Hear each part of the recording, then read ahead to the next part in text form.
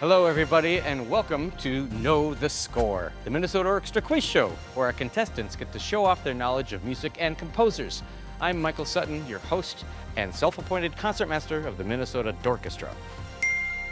Let's meet our contestants. First up, we have Emily Switzer. Emily is a native of Denver, Colorado. She's played second violin with the Minnesota Orchestra since 2019. She loves words and languages and has what she says is a stupidly long streak on Duolingo. Currently, 2,880 days. That's almost 8 years. That's longer than you've been a member of the orchestra. Congratulations.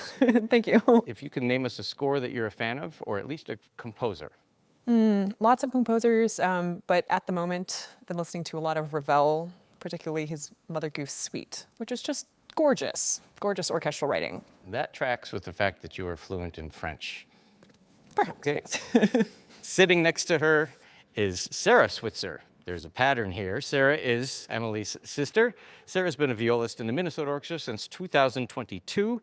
Sarah designs and sews clothing for events like the Renaissance Festival and perhaps the Symphony Ball. Sarah, what's a score you've been listening to lately? I really like all of Eric Wolfgang Korngold's film scores, particularly the one from the 1937 Robin Hood with Errol Flynn, which is a really great movie if anyone hasn't seen it. A Switzer watching swashbuckling. I love it. And last but not least, and unrelated to anybody else in the room, is assistant principal cello Lukas Goodman, who grew up in Winchester, Massachusetts. It's just Boston. He joined the Minnesota Orchestra in 2023. Lukas is the proud papa to cats Bob Ross and Andy Warhol. Lukas, what score is significant to you in your life? I like Brahms. We're gonna go with Brahms. Okay, that doesn't narrow it down, but it doesn't have to. Fantastic. And over to my right is Kari Sundström on trombone. Kari is a native of Sahalahti, Finland, and joined the orchestra in 1996. Kari owns a wood sauna on wheels.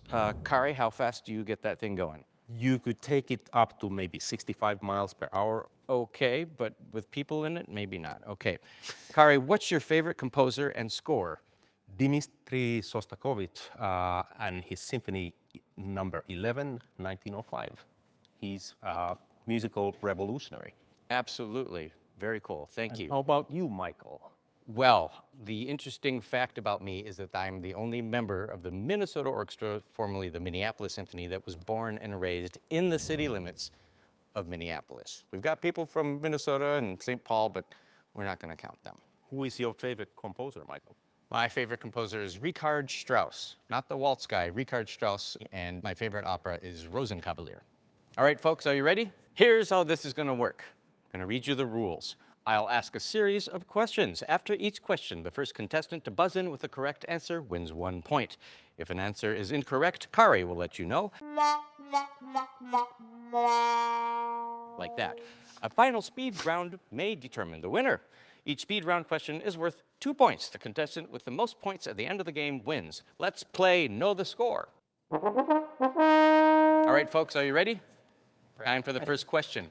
Which composer is known for their large hands, which could span a 12th? Sarah. Sergei Rachmaninoff. Absolutely. The reason that I know that is because of the comedy duo Ogudisman and Jew, who did a skit entitled Rachmaninoff Had Big Hands. I love that one. We would have accepted Franz Liszt as well. Moving on to the next question. Question number 2. What instrument plays pitches that sound an octave lower than the composer writes them in future music? Lukas.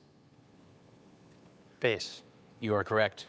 The contrabassoon was also a correct answer. Bonus points for the instrument that sounds an octave higher than written. Emily. Piccolo? Bingo. Oh, Nicely done. I didn't know that. Next question. Which Minnesota landmark did composer Antonin Dvorak visit in 1893? Was this the same landmark not visited There's by no a poet? discussion. That wasn't part of the rule. I'll ask the questions here, Emily. Yes, oh, Lukas. Fort Snelling. That is incorrect. Emily. Was it Minnehaha Falls? It was indeed.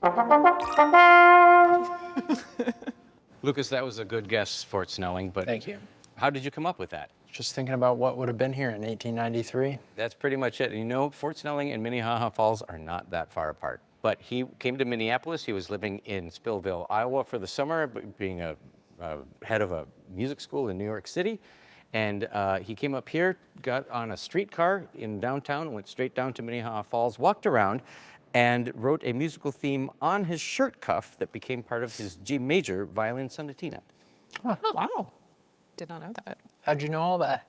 It's on the card. Next question. Which former Minnesota Orchestra music director composed an orchestral piece called The Bridge?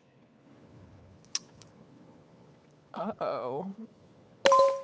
Skrobachevsky. That is incorrect. Thank you. It can't have been anyone that recent. Kari, do you know this one? Osmovenska. That is correct. Oh. Kari gets a point. Osmo composed The Bridge in 2008 in response to the 35W bridge collapse the year before.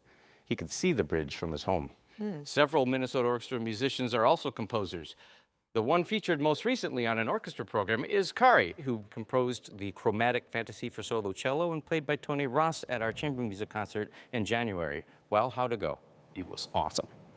Now, which composer appears on the back of the Washington, D.C. version of the U.S. Quarter released in 2009? Was it Aaron Copland, Duke Ellington, George Gershwin, or Adolphus Hailstork? Duke Ellington. Bingo. Bonus points if you know his actual name. I did at one point.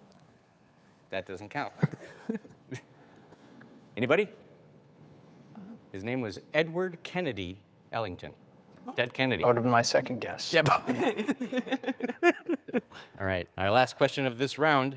In a full score of an orchestra piece, which instrument is typically at the top of the page? I think that was Lukas. I need a ruling, though. I agree. Lukas. The flute. Bingo. Let's go. I was going to say piccolo, actually. Well, you might be right. If a piccolo is being used on the score, it would be above the flute. Point also goes to Sarah. Thank you. That brings us to the end of this round. Let's tally up the points. With 3 points, Lukas is in the lead. Coming up in second place is Emily with 2 points and Sarah 2 points. But you all have a chance to win in this lightning round where each correct answer is worth 2 points.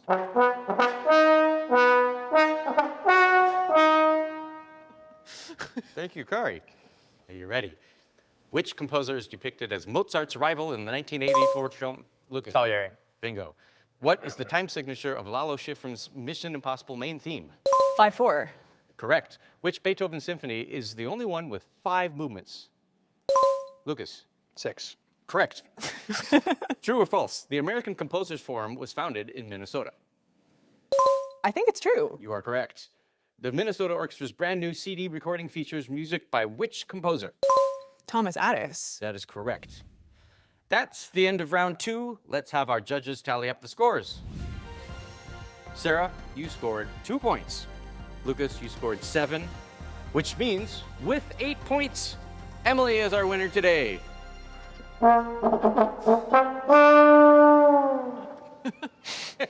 And that means you've won bragging rights. Thank you very much. A special thanks to our showcase and resident trivia writer, Carl Schroeder, and to Kari for bringing your trombone, our contestants Lukas, Sarah, and Emily, and to all of you. How well do you know the score?